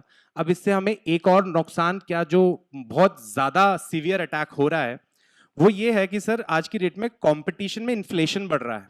इन्फ्लेशन ये हलाल सर्टिफिकेट बढ़ा रहा है, वैसे ही इन्फ्लेशन से हम सब परेशान हैं। अब ये हलाल सर्टिफिकेट हम पे इन्फ्लेशन की मार कैसे मार रहा है? एक्चुअली अब मैंने अपना प्रोडक्ट, मैं सपोजिटली मीट बेच रहा हूँ, या आगे जाके जो भी प्रोडक्ट्स बेचेंगे उस पर अलग डिस्कशन करेंगे। Meat is the major thing. मैं मीट प्रोडक्ट बेच रहा हूँ, मैंने अपने आप को हलाल कर दिया। मेरे आगे जो जितने भी कॉम्पिटिटर्स हैं, अब सारी जनता मेरे से खरीद रही है, राइट? इट इज एक्सपेंसिव, मेरा 200 का, इनका 100 का है, लेकिन फिर भी मेरी से ज्यादा डिमांड है। तो इन लोगों ने भी अपना मीट हलाल सर्टिफिकेशन करा के 200 कर दिया। अब कॉस्ट क्यों बढ़ी इस चीज के ऊपर? क्योंकि हलाल सर्टिफिकेट है इसलिए मैं एक्स्ट्रा महंगा बेच रहा हूं? नहीं, एक्चुअली इसके पीछे भी पूरा का पूरा एक सिस्टम है, लिस्ट है कि एक कंपनी के जितने भी प्रोडक्ट्स होंगे, XYZ, सपोजिटली टाटा है, अब टाटा के 1000 प्रोडक्ट भी हो सकते हैं, लाख प्रोडक्ट भी हो सकते हैं, तो पर प्रोडक्ट आपको एक हलाल सर्टिफिकेशन की फीस देनी होगी। And that is renewable fees, one time नहीं है। मतलब एवरी क्वार्टर और एवरी हाफ ईयरली और every year you have to pay that fees on that product regularly. अब इससे क्या है, मैन्युफैक्चरर की कॉस्ट पे इफेक्ट आ रहा है, तो वो इस पे अपना पैसा एक्स्ट्रा कर रहा है। और उसके लिए जो लोग इस रिलीजन में मानते हैं उनके लिए तो ठीक है, जो नहीं मानते हैं, क्योंकि हम मेजॉरिटी में हैं, हम नहीं मानते हैं इस चीज को, लेकिन उसका कॉस्ट फिर भी हमें बेयर करना पड़ रहा है। That is not justified, what I feel. This is not justified at all. Constitution इसमें टोटली बायस है। This halal certification process done by government through APEDA, Jamiat Ulema Hind, whatever, this is a constitutionally biased concept what they are doing। इसकी वजह से हमारा inflation बढ़ रहा है, जो हम लोगों को कह रहे हैं कि हमारे प्रोडक्ट्स महंगे क्यों हो रहे हैं, हलाल सर्टिफिकेशन की वजह से महंगे हो रहे हैं। क्योंकि हलाल के प्रोडक्ट्स सारे लोग खरीद रहे हैं, क्योंकि उनकी पॉपुलेशन बढ़ रही है, तो वो सारे उधर ही जा रहे हैं। और जब वो सारे खरीद रहे हैं तो बाकी कॉम्पिटिटर्स क्यों पीछे हटेंगे कि हम हमारे वो लोग क्यों ना खरीदें, उस जेंट्री को वो टारगेट क्यों ना करें, उनके लिए तो वो भी कस्टमर्स हैं. And because of targeting that particular that gentry, everyone has to suffer that economic loss. So this is not just regular thing, I would say this is an economic jihad what they are doing with us. अब मैं आपको एक और चीज बताता हूं कि जो लीगली इंडियन गवर्नमेंट के जो नोटिफिकेशन है उसमें मेंशन है कि क्या क्या प्रोडक्ट हलाल हो सकता है. अभी तो सिर्फ हम बातें कर रहे हैं, अभी जो गवर्नमेंट कह रहा है कि ये हलाल है लीगली. सो पहले हम आ जाते हैं फूड प्रोडक्ट्स पे. तो meat and poultry, dairy products, bakery, herbal, confectionery, canned and beverages, ये सब हलाल हो सकते हैं फूड में. और क्या नॉन फूड जो मटेरियल है वो क्या हलाल हो सकते हैं जो गवर्नमेंट मानता है कि ये होने चाहिए? Cosmetics, perfumes, pharmaceuticals, leather products, toiletries, beauty products and nutritions. ये सारी चीजें सरकार ने अपनी नोटिफिकेशन में 17 Jain 2023, that means last year, ये मेंशन किया है कि ये चीज होनी चाहिए. अब हम यहाँ पर सेमिनार्स कर रहे हैं कि झटका को हम ऊपर लाएं. वो हम कैसे ला सकते हैं जब सरकार प्रॉफिट के पीछे मलेशियन सर्टिफिकेशंस को, जमाते उल हिंद को, उनको प्रोवाइड कर रही है उनके हाथ में, और हम यहाँ पर सेमिनार्स कर रहे हैं. This is not the way. We have to directly take action for it. So next question sir Neeraj ji आपके लिए है. थोड़ा हम सनातन धर्म पे भी बात कर लें कि मतलब हमारे यहाँ पर जो एक सात्विक भोजन की जो बात की गई है हमारे ग्रंथों में, तो उसके बारे में थोड़ा सा एक्सप्लेन करें. और जो हम नॉर्मली नॉनवेज खाते हैं नॉर्मली जो लोग हैं, तो क्या इस तरह का कोई रिकमेंडेशन है कि नॉनवेज खाना चाहिए नहीं खाना चाहिए? एक जेनरिक हम थोड़ा सा उस पर अगर डिस्कस करें. जब हम सनातन धर्म की बात कर रहे हैं और कंपैरिजन में अब्राहमिक रिलीजन्स को देख रहे हैं, इस्लाम है या क्रिश्चियनिटी है, तो पहला जो मेजर डिफरेंस है वहां पर एक क्लोज्ड चैप्टर है कि ये किताब पहले आ चुकी है, उसमें जो लिखा है उसके अकॉर्डिंग चलोगे तो एक्सेप्टेबल है, नहीं तो नहीं एक्सेप्टेबल. तो वहां पर अंधविश्वास है. हमारे यहाँ ऐसा कोई स्ट्रिक्ट रेगुलेशन नहीं होता कि करोगे तो तुम हिंदू हो, नहीं तो हम तुम्हें मार देंगे या तुम्हें बाहर निकाल देंगे. Point number 1. पॉइंट नंबर 2 है कि यहाँ पर जो व्यक्ति के अनुसार के उसका गुण कर्म स्वभाव कैसा है वैसा उसको भोजन करने के लिए अनुमति दी जाती है. लेकिन सिक्का जी ने एक बड़ी इंपॉर्टेंट बात बोली थी, मैं उसको रीइंफोर्स करने की ट्राई करूंगा कि एक ह्यूमन का जो जन्म होता है वो किस लिए होता है. हम बचपन में जब ऐसे लिखते थे माई एम इन लाइफ, तो माँ बाप सिखाते थे तूने लिखना my aim is to become an engineer, aim is to become a doctor. हम ऐसी मूर्खों वाली बातें करते हैं और सारा समाज वैसा बन चुका है. लेकिन हमारे जीवन का उद्देश्य क्या है? अभी किसी ने पुनर्जन्म की बात भी की थी. तो अगर कोई उस लेवल पे सोच रहा है, उसे हमारे यहाँ 4 पुरुषार्थ कहते हैं, अर्थ धर्म काम मोक्ष. तो जब आप मोक्ष की बात करते हैं तो उस रास्ते पे चलना है तो आपको सात्विक भोजन लेना है जिसमें आप नॉन वेजिटेरियन नहीं खाते हैं. लेकिन अगर आपकी वो एस्पिरेशन नहीं है कि आपको मोक्ष नहीं चाहिए, क्योंकि बहुत सारे लोग इसी में खुश हैं कि यार सब चल रहा है, तो फिर जिनको सब चल रहा है वो फिर सारा बाकी भी खाते हैं. तो ये एक डिफरेंस है. लेकिन दूसरा जो हमें यहाँ पे कैटेगराइजेशन समझना पड़ेगा, आज हम ये बैठ के बात कर ही क्यों रहे हैं? अभी किसी ने उन्होंने बोला जिहाद है ये. एक छोटा सा एग्जांपल देता हूँ. लुधियाना में बहुत सारा माइग्रेंट लेबर आता है, एक एक कमरे में रहते हैं बेचारे. तो एक घर की 13 साल की बच्ची थी, पेरेंट्स गए हुए थे कहीं पे, पड़ोस में शांति दूत रहते थे, वो आए, होली वाला दिन था, उस बच्ची को अंदर घुस गए, उसके साथ दुष्कर्म किया और भाग गए. अब वो माँ बाप वेल टू डू नहीं थे, कुछ कर नहीं पाए, थाने में गए, 2-4 लोग थे, सामने वाले 200 लोग थे. अल्टीमेटली वो बच्ची को उठा के ले गए, कोर्ट में केस गया, कोर्ट ने बोला बच्ची पेश करो. 4 महीने बाद पेश हुई तो वो प्रेग्नेंट थी, 13 साल की बच्ची प्रेग्नेंट थी. जो वकील केस लड़ रहे थे मेरे जानकार थे, तो उन्होंने मुझे बताया कि मुझे सामने वाले ने कहा है कि हम तुझे 7 लाख रुपया देते हैं तो इस केस को खत्म कर दे. तो 7 लाख रुपया कहाँ से आया? एक लुधियाना के कोने में एक छोटी सी गरीब बच्ची का रेप होता है, वहां पे वो 7 लाख इन्वेस्ट करने को तैयार बैठे हैं. जमियात उलेमा हिंद जिसकी वो बात कर रहे हैं, हमसे पैसे लेकर वो ये काम कर रहे हैं। अब जिहाद शब्द आप में से कितने लोगों ने सुना है? आप में से काफिर शब्द किसने लोगों ने सुना है? सबने सुना है। अच्छा जी, मैं बहुत खुश हूं कि यहाँ दिल्ली में आप लोग संडे के दिन आए हैं, तो hats off to all of you and the organisers जिन्होंने ये किया। कोई 30 साल से नीचे कितने लोग हैं यहाँ पे? बेटा काफिर का मतलब क्या होता है?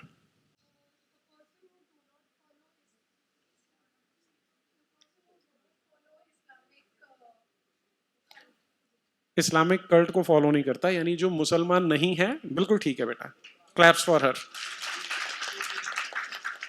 वो काफिर होता है। मैं अभी डायरेक्टली देहरादून से आ रहा हूँ, वहाँ पर कॉलेज में लेक्चर था, बच्चे थे, किसी को नहीं पता था काफिर क्या होता है। एक खड़ा हुआ, बोला जो देश से प्यार नहीं करता वो काफिर होता है।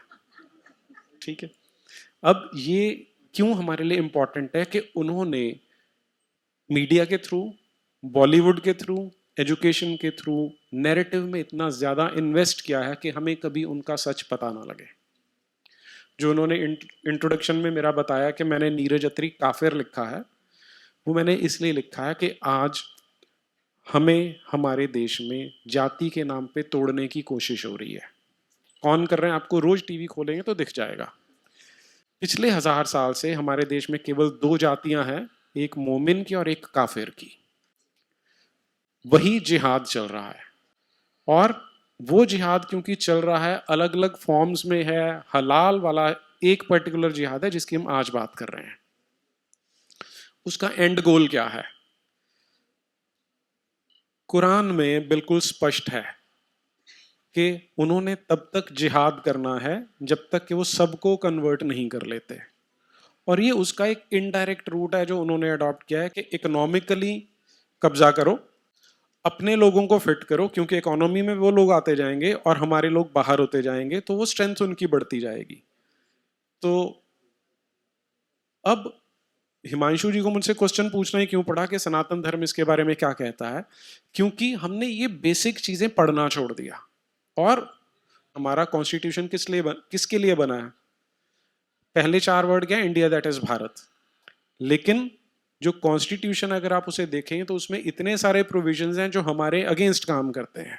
हमें ये कॉन्स्टिट्यूशन बचपन में, हाँ, फिर हमें बताया जाता था कि हमारे जो कॉन्स्टिट्यूशन बनाने वाले थे बड़े महान लोग थे, कुछ उन्होंने अमेरिका से लिया, कुछ ब्रिटेन से लिया, कुछ यहाँ से।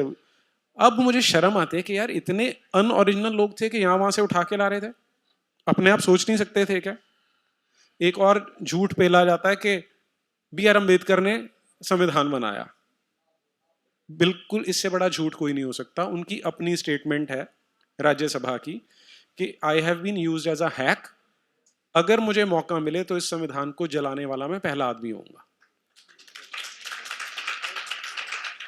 हमें ऐसा संविधान चाहिए जो हमारे देश के, हमारे धर्म के अनुसार चलता हो, अधार्मिक नहीं चाहिए। या हमें क्या, उसमें प्रोविजन क्या है कि आप अपने एजुकेशनल इंस्टीट्यूट्स में अपने धर्म की पढ़ाई नहीं करा सकते। इसलिए हिमांशु जी को क्वेश्चन पूछना पड़ा कि सनातन धर्म क्या कहता है, कि हम मैक्सिमम लोग यही नहीं जानते कि हमारे 4 पुरुषार्थ क्या हैं, और जब मोक्ष की बात आती है तो वो कहाँ लेके जाता है हमें।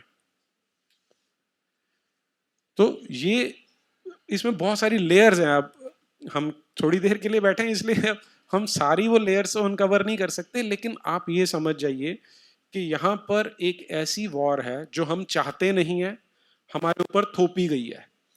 अगर हम नहीं लड़ेंगे तो हम मरेंगे। आज से 100 साल पहले लाहौर में बैठे लोगों ने कभी नहीं सोचा होगा कि उन्हें वहां से जाना पड़ेगा। मेरे नानके सारे लाहौर से थे, वो किस तरह भाग के आए, अपनी बच्चियां बचा के लाए, वो बताते हैं तो रोंगटे खड़े होते हैं। आज हमारे सामने इस टाइम बांग्लादेश में हो रहा है, और वही उन्होंने यहाँ पे करना है। वो डिटरमिन्ड है। मैं बिल्कुल सेक्युलर कम्युनिस्ट होता था, मुझे कुछ नहीं पता था कि इस्लाम क्या है, मुझे सनातन धर्म भी नहीं पता था। आज हिमांशु जी मुझसे पूछ रहे हैं। आयरनी देखिए, चंडीगढ़ में एक हमारे सीनियर IPS होते थे जो उस समय IG होते थे चंडीगढ़ के, राम ओहरी। अब दिल्ली में ही रहते थे, अब तो उनका स्वर्गवास हो चुका है, और वो इंटेलिजेंस के ऑल इंडिया के डायरेक्टर रहे हैं। उन्होंने मुझसे 2010 में बोला था, कहते हैं नीरज मेरे पास ऑल इंडिया की रिपोर्ट्स आती हैं, उनका प्लान है 2047 से पहले भारत को इस्लाम के अंडर लेके आने का। पीएफआई डॉक्यूमेंट तो अब मिला पिछले साल, उन्होंने 15 साल पहले बता दिया था। हाँ, उन्होंने नाम गजवाए हिंद नहीं लिया, वो टर्म कुछ भी हो, अगर ये टर्म ना भी होती तो भी उन्होंने यही करना है। इतनी लेयर्स हैं, हमारे पास उतना टाइम नहीं है बात करने का, पर मेरी आपसे रिक्वेस्ट ये है कि अवेयर हो जाइए। आप ऐसी लड़ाई में हैं जो वो चाहते हैं कि आप देखो ही ना के लड़ाई है और आपको एक दिन आपके घर आके मार देंगे। वो बच्चियां बेचारी तड़फ रही होंगी कि हमें बचा लो, तब क्या करेंगे? तो दिस इज द टाइम। ये इकोनॉमिक फॉर्मेट है उस जिहाद का, हमें वो सीखना पड़ेगा, समझना पड़ेगा, and we'll have to fight it back. Next question is to mister Sikka only. Sir, थोड़ा सा हमें अगर हलाल इकोनॉमिक्स के बारे में आप बता पाएँ और किस तरह से इसने एम्प्लॉयमेंट को इम्पैक्ट किया है, उस पर अगर आप कुछ ऐड कर पाएँ इन टर्म्स ऑफ नंबर्स, अगर आपके पास कुछ हो।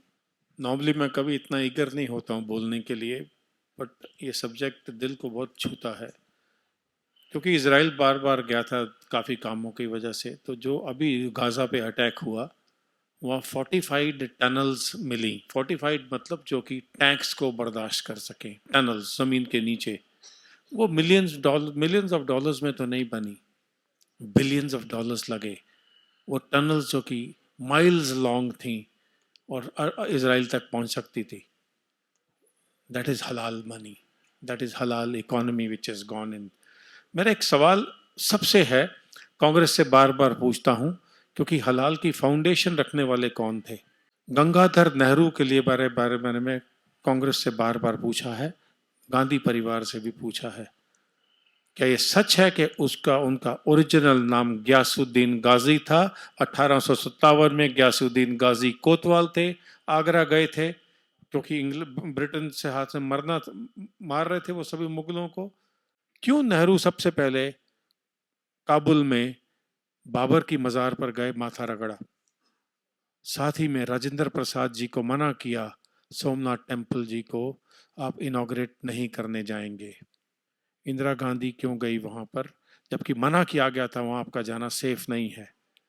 राजीव गांधी राहुल गांधी को लेकर क्यों गए थे वहाँ? वो किसी मंदिर में तो ढोंग करने जाते हैं।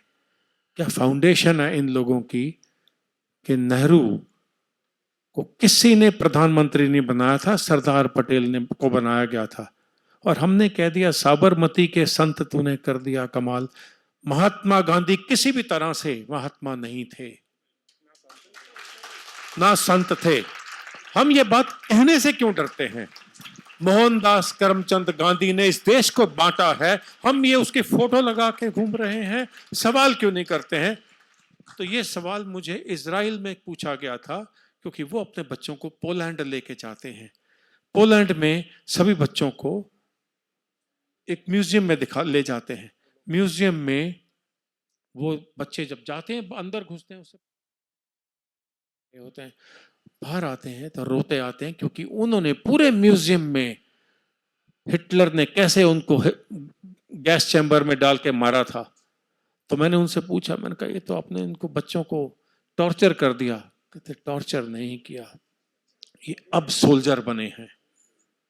हम में से कितने हाथ खड़ा करके बताइए काला पानी देख के आए हैं, जहां वीर सावरकर जी और हजारों लाखों सिखों और बांग्लादेश और बंगालियों को वहां रखा गया था।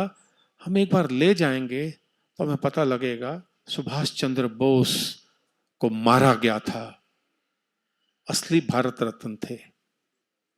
वीर सावरकर जी को तड़पा तड़पा के मारा गया था, ये थे मेरे देश के भारत रत्न। तो ये मैं आपके सामने इसलिए लाना चाहता हूं कि आज भी हम बख्तियारपुर स्टेशन के नाम से नालंदा को जानते हैं, जिस दरिंदे ने नालंदा को 3 महीने तक जलाया था और हजारों बड़े बड़े कुशल पंडितों को जला दिया था। एक हसन नाम के आदमी हुए हैं, 2 पॉइंट्स और हैं प्लीज, बड़े फेमस हैं पाकिस्तान में। उन्होंने एक रिपोर्ट में पब्लिक डोमेन में बोला था कि पाकिस्तानियों ने तो आज तक, और हिंदुओं मुसलमानों ने तो आज तक बॉल पॉइंट की निब नहीं बनाई। ये वैक्सीन डिमांड कर रहे हैं, हलाल होनी चाहिए, ये उनकी डिमांड थी। और एक बड़ा अमेजिंग सवाल, एक पिक्चर बन रही है, आ रही है, IC-184, आप सब लोग खुशी से देख लेंगे। अगर ऐसा खुशी आपके चेहरे पर आई तो आप उतने ही गुनाहगार हैं। बनाने वाला है अनुभव सिन्हा, और उन्होंने गद्दारों के नाम, जो मुसलमान थे जिन्होंने IC-84 हाईजैक किया था, उनका नाम रखा है भोला और शंकर। और सारी की सारी सेंसर बोर्ड मुंह में अंगूठा डाल के बैठी है, क्योंकि ये तो OTT में चल रहा है। तो गिरिराज सिंह जी के पास में गए थे, मुझे जब उनके साथ में मिला, बात करने का मिला, वो दबंग हैं। तो मैंने कहा साहब, अमूल घी मलेशिया को भेज रहे हैं, हलाल सर्टिफाइड है। तो उन्होंने सोडी को फोन किया उसी वक्त, जो कि CEO था तब। तो बोलते हैं साहब वो नहीं तो हमारा घी खरीदते नहीं है। तो मैंने कहा बंद कर दीजिए पाम ऑयल, पामोलिन बंद कर दीजिए उनका। अभी अमूल घी हलाल सर्टिफाइड नहीं है और मलेशिया जाता है।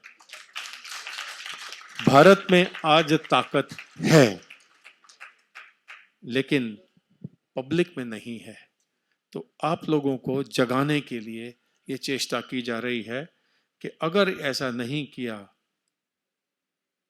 तो इसका गुनाहगार वो नहीं है, हम हैं।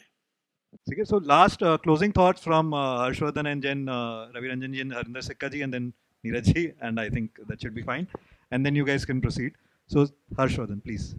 Lastly, मैं बस यही बोलूँगा कि what I have as observed and what I have researched, that it is more an economic jihad, and what I feel, this is just my feeling, right?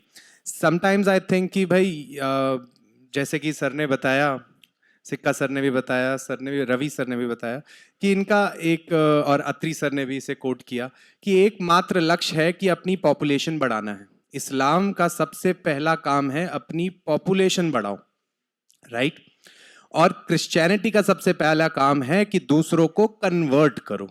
Population नहीं बढ़ाओ, कन्वर्ट करो। दोनों डिफरेंट हैं, लेकिन एक तरीके से पूरा कवर अप करने की स्कीम है। So what I think that this particular community, जिसमें सिर्फ और सिर्फ education is depleting and population is increasing, this is becoming an independent market all over the world. और हलाल क्या कर रहा है? ये actually ये लोग हलाल के products हैं। They are the people who will force to buy these products, and इनकी population जितनी ज़्यादा बढ़ेगी, ये economy हम इंडिया में क्या world level पे जब चलेगी तो हम इंडिया में इसे control नहीं कर पाएंगे। जैसा सर ने बताया कि इजराइल गए और वहां पे पूरी की पूरी टनल जो इतनी स्ट्रांग है कि एक टैंक को सपोर्ट कर सकती है, तो मतलब billions of dollars they have the power to spend. आप ये नोटिस करिए कि ये जो ऑर्गेनाइजेशंस हैं जो अभी इजराइल का युद्ध चल रहा है, हिजबुल्ला, हु इज हिजबुल्ला? एक ऑर्गेनाइजेशन है, it is not even a country, right? But उसके 1000 बंकर खत्म कर दिए, उसके 5000 साइट्स खत्म कर दी। इतनी साइट्स आई कहां से?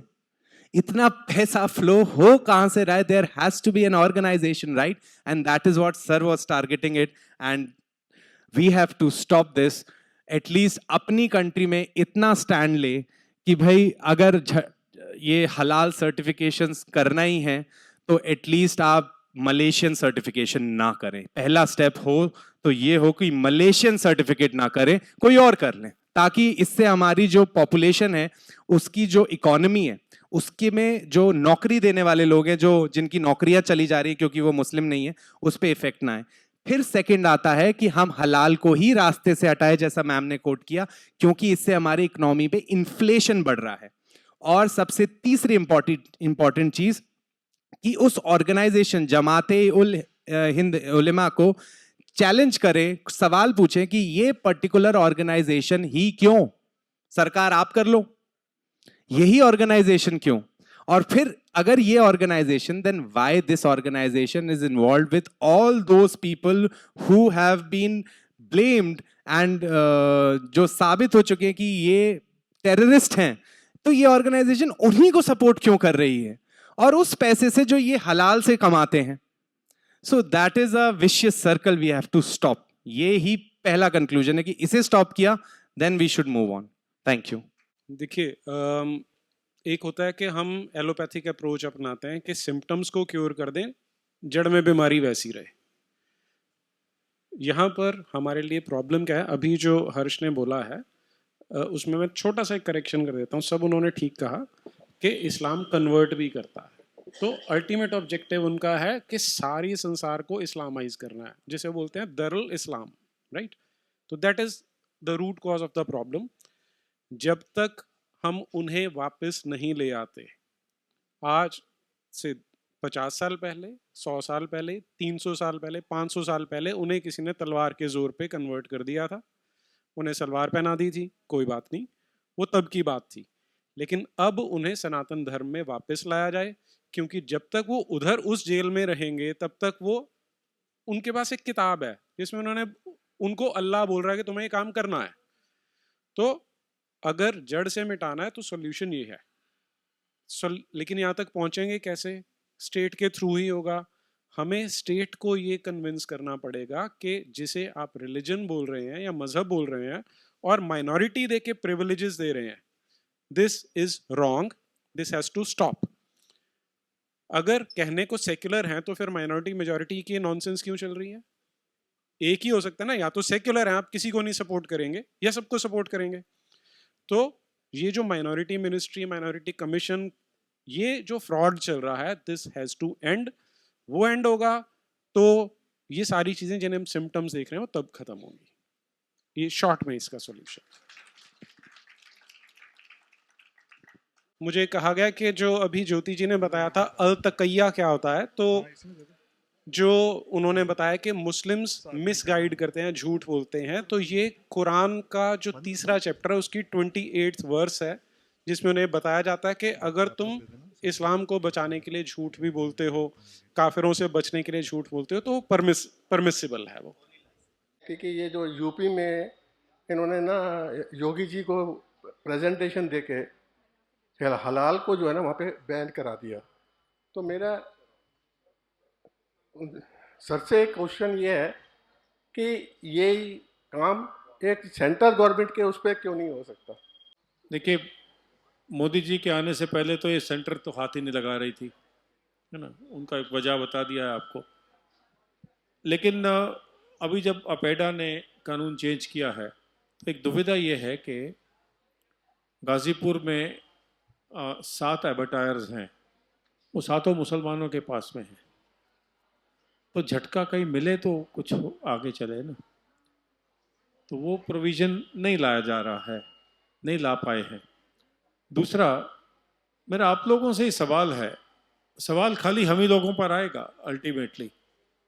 370 हटाकर कश्मीर में अभी 5 लाख पंडित वापस गए हैं, लेकिन ये सब जानते हुए भी हमने, जिसमें सो कॉल्ड सिक्स इन्वॉल्व हैं, हमें शर्म नहीं आई? हमने कांग्रेस को इतनी सीटें दे दी। आज कांग्रेस कह रही है अगर हम कश्मीर में जीत गए तो 370 वापस लेके आएंगे, ये उनके मैनिफेस्टो में है। और इसमें कुछ लोगों को ऑब्जेक्शन है,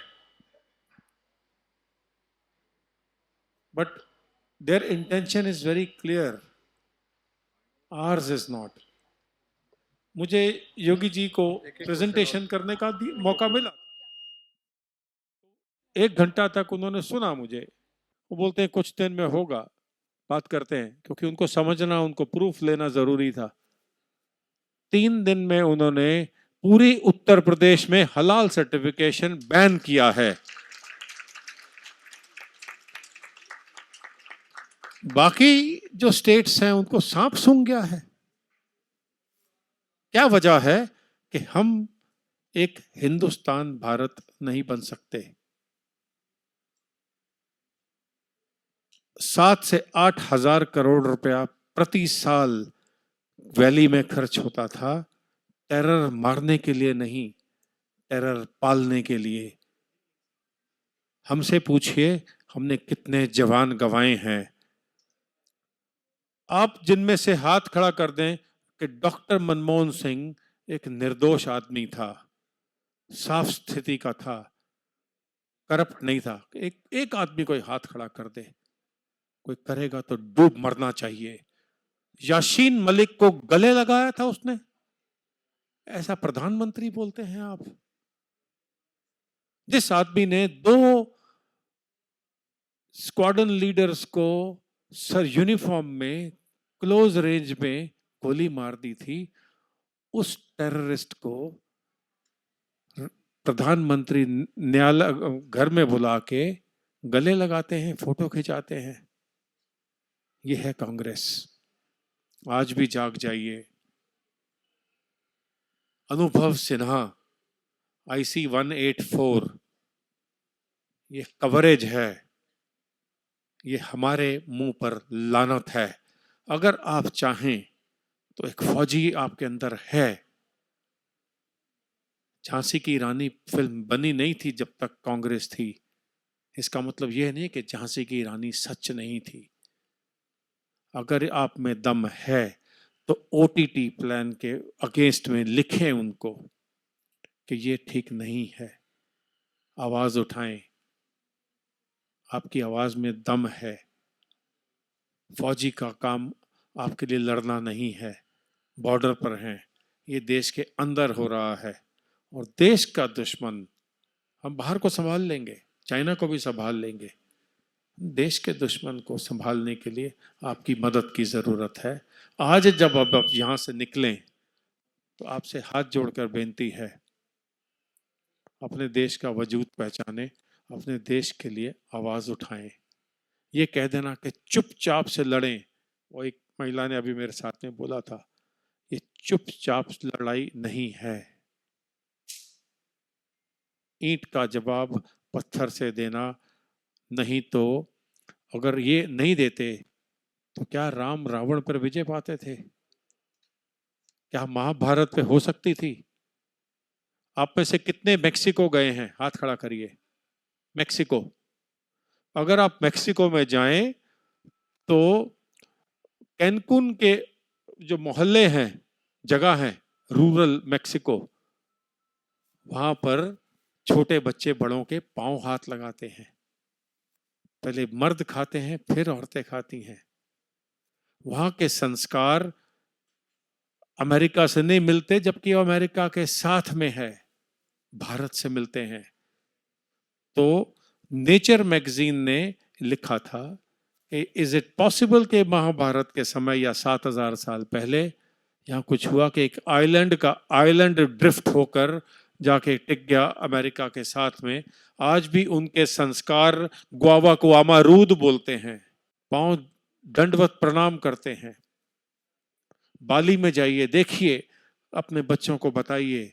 जब बाली मर रहा था तो बड़ी सी दीवार, माउंटेन की दीवार के ऊपर में सब उसकी पिक्चर दगी हुई है, खोद के ग्रेनाइट के ऊपर में, 15-20 फीट लंबी है। उस पर लिखा है, धर्म हेतु अवतार्यो गोसाई, मार्यो मोहे व्याध को नाही। मैं बैरी सुग्रीव प्यारा, अवगन कवन नाथ मोहे मारा। हम तो उसका मतलब ही नहीं समझते हैं इस सेंटेंस का संस्कृत में, और खालिस्तानी बोलते हैं कि गुरु नानक ने संस्कृत नहीं बोली थी। गगन में थाल रव चंद्र दीपक बने, तारका मंडल जनक मोती, धूप मलयान लो पवन चवरो करे, सगल बन राय फुलंत ज्योति। एक सरदार खड़ा होकर मुझे बता दे कि इसका मतलब क्या है धूप मलयान लो का। रोज 8 बजे हरिमंदर साहब में और बाकी गुरुद्वारों में पढ़ी जाती है। तो हमने अपने ही धर्म का मजाक उड़ाया है और हम ही हिंदू मजाक उड़ाने दे रहे हैं। आज भी समय है। मैं इस जगह को इसलिए ज्यादा नजदीक से देख पा रहा हूं क्योंकि उन लोगों के बीच में गया हूं। राजी लिखने के लिए पाकिस्तान में गया था और इंडियन राजी लिखने के लिए वैली में 2-3 महीने गुजारे थे। कृपा करके आज जब आप जा निकलें तो आप में से कोई सोल्जर बाहर आए।